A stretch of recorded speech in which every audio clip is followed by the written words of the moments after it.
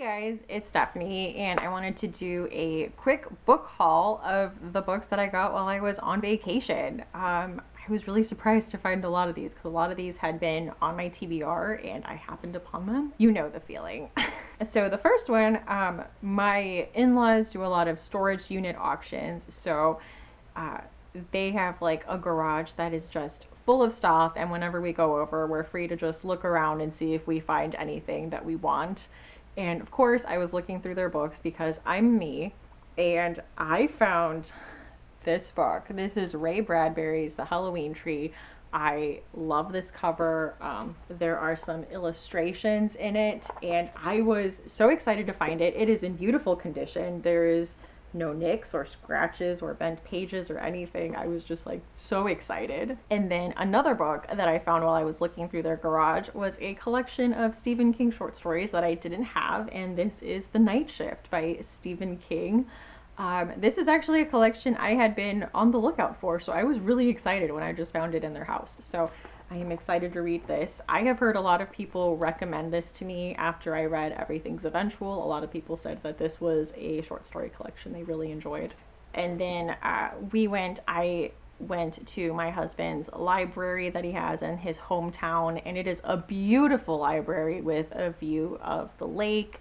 And under the stairs, there is a bookstore, like a little library bookstore. Every time we go, I buy a ton of books. So two historical fiction books that I got were The Longest Night by Andria Williams. I'll just read this. In 1959, Nat Collier moves with her husband, Paul, and their two young daughters to Idaho Falls, a remote military town. An Army specialist, Paul, is stationed there to help oversee one of the country's first nuclear reactors, an assignment that seems full of opportunity.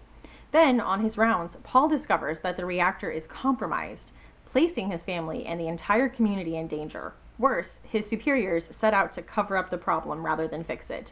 Paul can't bring himself to tell Nat the truth, but his lies only widen a growing gulf between them. Lonely and restless, Nat is having trouble adjusting to their new life. She struggles to fit into her role as a housewife and longs for a real friend. When she meets rancher Ezram, she finds herself drawn to him, comforted by his kindness and company. But as rumors spread, the secrets between Nat and Paul threaten to reach a breaking point. Based on a true story of the only fatal nuclear accident to occur in America, The Longest Night is a deeply moving novel that explores the intricate makeup of a marriage, the shifting nature of trust, and the ways we protect the ones we love. So, I don't know, something about this just really called to me, and I wanted to read it. So, you know how you have those moments. This was one for me. I also found this book that had been on my TBR. Also historical fiction. This is The Hours Count, and this is about the Rosenbergs, and I think this is told from the perspective of a neighbor woman who befriends them. So I don't know, this is another one that I read about it and I'm like, that sounds really interesting, I want to read that, and I found it, so we'll see. I did find a horror novel, this hardcover John Saul book, Nightshade, which I had not heard of. I will read the synopsis. 15-year-old Matthew Moore seems to have it all. A loving mother, Joan, a caring stepfather, Bill, who treats Matt like his own son, residence at a sprawling estate in New Hampshire, and a growing relationship with the most beautiful girl at school. All signs point to a bright future, until fate intervenes. A sudden fire leaves Matt's ailing grandmother homeless. After moving in with the family, the caustic Emily insists on recreating the bedroom of her deceased daughter, the favored child who died tragically more than a decade ago. Joan and her older sister had always shared an uneasy bond and a shameful secret that would forever join them, even beyond the grave. Then Matt's life insidiously begins to change. He starts to smell his aunt's pungent perfume, so strong and immediate that it's as if she's returned from the dead.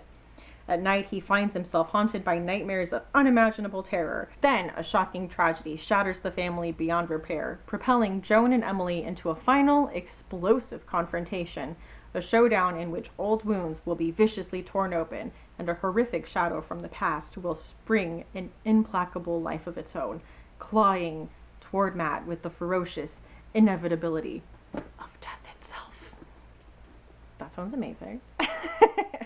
And I will definitely get to this. I have some John Saul books, but they are the like mass market paperbacks, and this is one I hadn't heard of, and also an author I haven't read anything from yet, so I'll be looking forward to getting to this. And then I picked up 3 thrillers, I think just because it was summer, they were calling to me. The first one is Do Not Become Alarmed by Male Melody. This is a book I think Kate and I were supposed to buddy read, and then our library holds didn't match up, so we just never got around to it. But I think this is about a family on a cruise ship that loses their children and everything that kind of goes down from there. And it just seemed really interesting. I don't know why, because I have small children and that is probably like my worst nightmare ever. But I think I heard good stuff about this. I'm not remembering. I think this came out like last summer. I don't know. Let me know if you've read this or heard stuff about it. And the next book I picked up was The Fall of Lisa Bellow by Susan Perabo. I know this is about a girl who was like working at a sandwich shop, and a gunman comes in and I think like kidnaps or kills her coworker. And it's her kind of dealing with the aftermath of that, which I really like stories that take place after something traumatic or like crazy has happened, and how characters deal with that kind of trauma, or in this case probably survivor's guilt. I just love books that deal with complicated emotions after traumatic situations. So that's what really intrigued me about this one. So I think I also heard Anne Bogle talk about this on What Should I Read Next, but I'm not entirely sure. But I think this came out last year too, maybe 2016, but I don't really remember. Anyway, let me know if you've read this or what you thought of it, because this isn't really a book I think I've seen around for a while. And this was really just a cover by. This is Do Not Try to Find Me by Holly Brown, and this is a thriller about a 14-year-old girl that goes missing, although technically she's run away because she left a message on the whiteboard for her mother that basically said, like, don't try to find me. But it also seems like she's hiding a big, dark secret. So see what that secret is.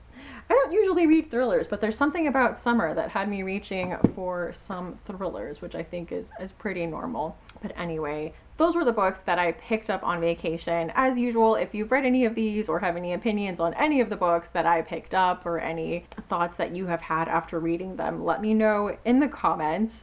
Thank you so much for watching, and I hope to see you again soon. Bye!